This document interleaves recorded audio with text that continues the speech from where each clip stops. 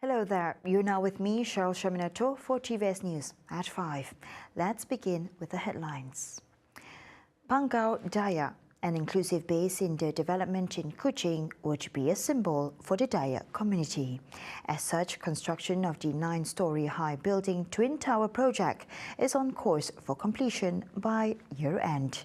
The project on the 2-hectare site is a joint development program by the DAYAK Cultural Foundation and DAYAK Chamber of Commercial and Industry, with each tower as their headquarters offices.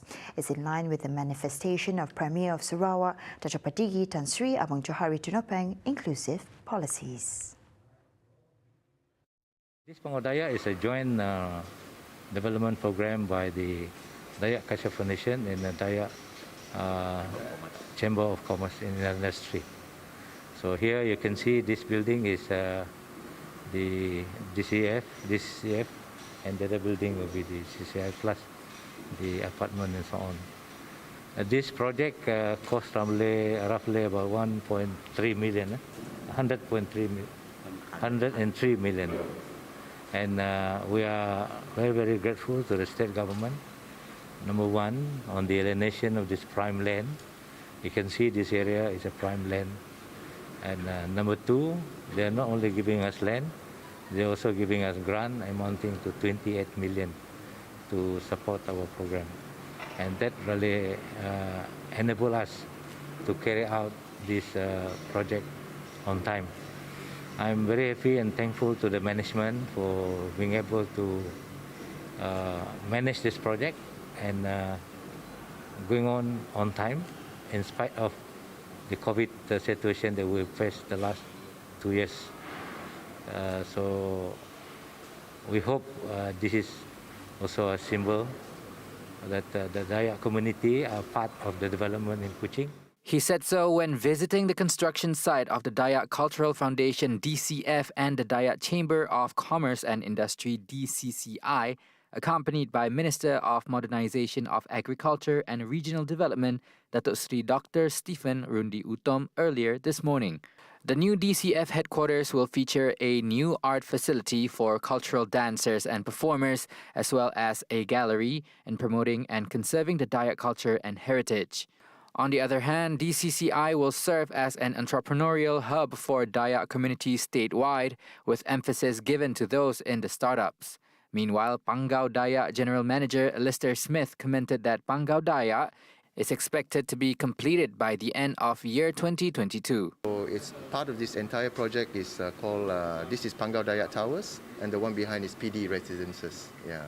So expected completion for this building, this office tower will be by the end of this year. And then the apartment will be done by the first quarter of 2023. And then the condo will be by the end of 2023. Construction for the apartment and the condo, we're looking at about, I think, 30 months, but Because of COVID. Yeah, because of COVID, so there was some delay, so it's just below 3 years. But this one, this building, this office tower should be done by end of this year, 2022. The Ministry of Tourism, Arts and Culture will continuously do its part to promote the recently launched Borneo Cultures Museum. The second largest museum in Southeast Asia is the latest icon in state that could draw visitors from both domestic and international. Dia Borneo Cultures Museum. Dia lebih kepada kebudayaan, artifak-artifak yang menggambarkan kebudayaan. Museum yang satu tu masih ada. Jadi ini Borneo Cultures punya ni museum yang menunjukkan apa yang common dalam island Borneo itu ya.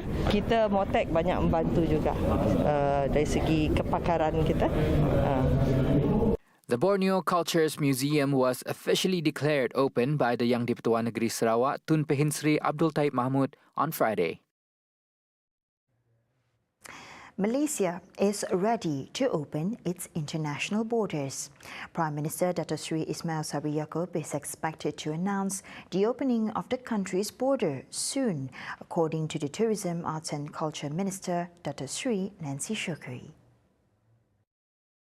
In this regard, Datuk Seri Nancy Shukri said the move would revive the country's tourism sector affected by the COVID-19 pandemic, adding that the opening of the land route between Malaysia and Singapore via the Johor Causeway and the second link will be carried out simultaneously with the opening of the country's border. InsyaAllah kami, insyaAllah PM akan announce. Dalam masa terdekat lah. PM saja yang announce. Persediaan Kementerian Pelancongan macam mana? Kita siap sedia. Kita dah sedia dah. Datuk, ini termasuk pembukaan di Causeway jugalah ya? Sempadannya? Semuanya. Kita terbuka sekali. Seluruh.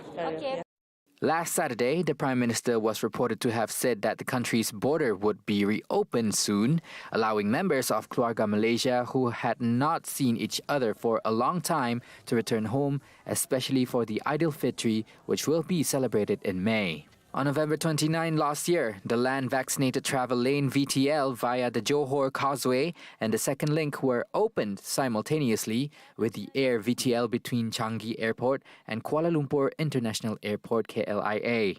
Land travel between Singapore and Johor Bahru is for long-term pass holders who are working in Singapore and Johor Bahru.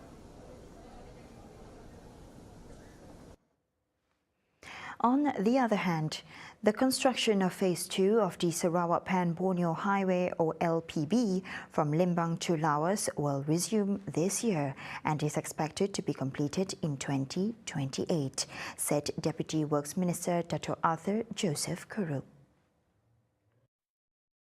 He also added that the government remains committed to completing the project, which has the objective of facilitating travel between the two areas without passing through Brunei.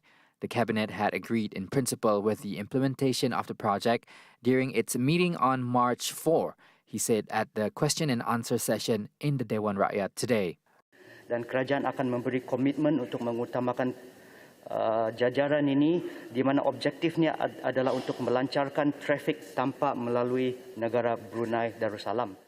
Prime Minister Datuk Seri Ismail Sabri Yaakob had previously given an assurance that he would find a way to resume the construction of the said project.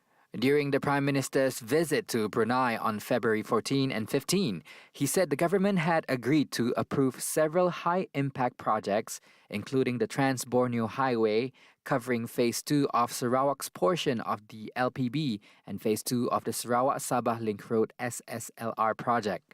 On the work progress of Phase 1 of the LPB project in Sarawak, involving a 786-kilometer stretch, Arthur said it was 78% completed as of last January.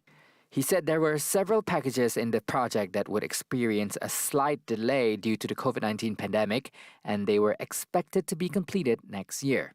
Arthur said the ministry would also conduct regular visits and engagement sessions with the contractors and consultants involved to assess the effectiveness of the mitigation plans and ensure the smooth implementation of the project.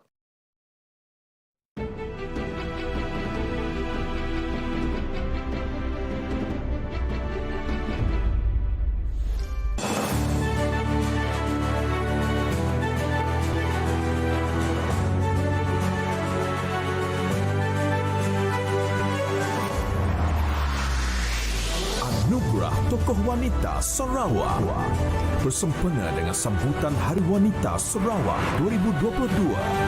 Ekspresi Tinta Wanita.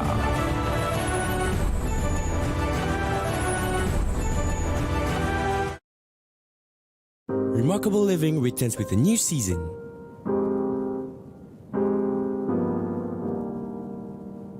This time, putting the focus on lifestyle visionaries.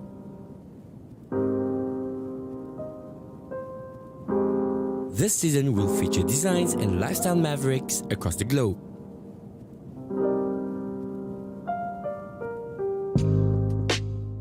With 40 stories in gastronomy, rare craftsmen, unique destination, and an exclusive peek into the lives of society's savvy collectors.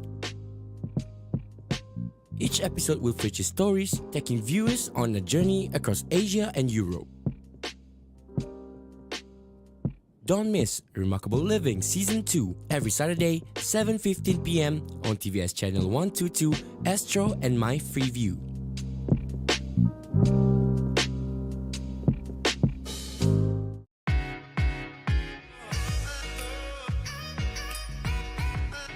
Tips apa pula yang Siti Zawawi dan Azwan Shah akan kongsikan pada minggu ini? Jangan lupa saksikan Beauty Tips minggu ini setiap hari Jumaat jam 10.15 pagi hanya di TVS saluran 122 Astro dan My Freeview.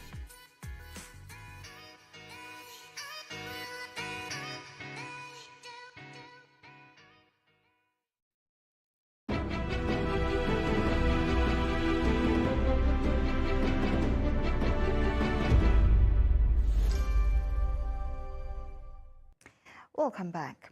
Now moving on to the next update. Malaysia plans to develop new methods of administering COVID-19 vaccine via oral or nasal spray. The new methods is developed through the National Vaccine Development Roadmap PPVN. Deputy Minister for Science, Technology and Innovation, Dato' Ahmad Amzad Hashim, said the different methods of administering the vaccine were being studied because there were people who were afraid of needles, which might prevent them from getting their COVID-19 vaccine. Ahmad Amzad explained that PPVN would not be focusing solely on the production of COVID-19 vaccine, but also the development of other vaccines for humans. He said currently Malaysia only had the capacity to produce vaccines for animals. On the local vaccine candidates, Ahmad Amzad said there were some that had passed the preclinical phase and would be tested on humans. The country's poverty line will be revised and is expected to be amended in the first quarter of next year. The current poverty line, which is 2,208 ringgit for households and 1,169 ringgit per household for the hardcore poor, would be reviewed by the Department of Statistics. Minister in the Prime Minister's Department for Economy, Datuk Seri Mustafa Mohamad, said the figure will be reviewed and is expected to be amended in the first quarter of next year. Mustafa said the government, under the 12 Malaysia Plan or 12MP, is committed to eradicating the hardcore poor with an average income of 1,169 ringgit per household through a holistic and comprehensive approach. The country's poverty rate had also changed significantly over the past 5 decades, influenced by the overall economic growth rate. However, he acknowledged that the country is still facing several issues and challenges, such as the urban poor and in rural areas, in addition to low salary and wages, as well as inequality of development between regions and states. And now on to some global update.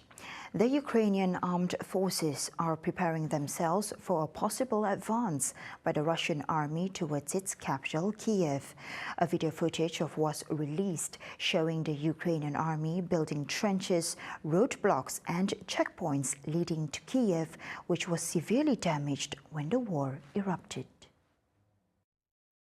Russia have been relentless with their attacks, air raids and shelling, to name a few, especially in Kharkiv's northeast region. The attacks appear to also target on several Ukrainian healthcare facilities, which incurred mass casualties. Ukrainians in Kiev are preparing themselves for similar attacks. Облаштовуємо блокпости, відвигаємося на групою швидкого реагування. Все буде добре. Ми забезпечені, в принципі, на 100%. Що касається по озброєнню, ми готові давати любу відсіч. Позиції готові, ми їх вже дообладнали, боєприпаси є, і ми просто чекаємо на цю зустріч. Гнати будемо, як і всі сильні підрозділи, так що перемога буде за нами. Though the two neighboring countries have traded blame for the failure of ceasefire attempt on Saturday to allow civilians to flee, more talks will be held. Russia, however, has shown the least amount of interest, with Russian President Vladimir Putin is still fixated on calling the war a special military operation to achieve a demilitarized and denazified Ukraine. And that concludes TVS News at 5. Here with me, Shal Shamato, and I'll see you next time. Have a good evening.